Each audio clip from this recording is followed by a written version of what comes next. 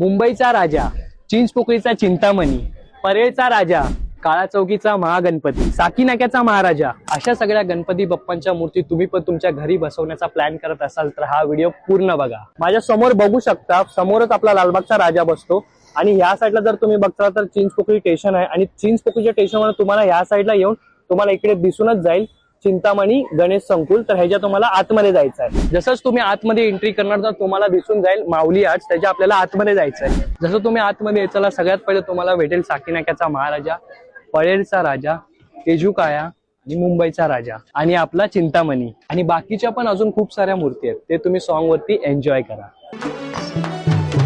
लागली ओढही तुझ्या भेटीची, काही दिशा दुर्दाई आत्मनाची, डोक्यावर पाट हा लाडके बाप्पाचा, घेऊन निघालो सुख आमच्या घराला।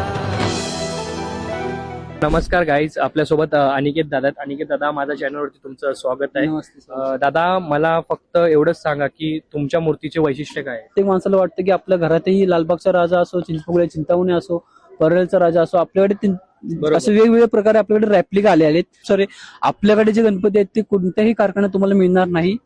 हेच आमच्याकडे आमच्या माऊली आर्टचं एक वैशिष्ट्य आहे।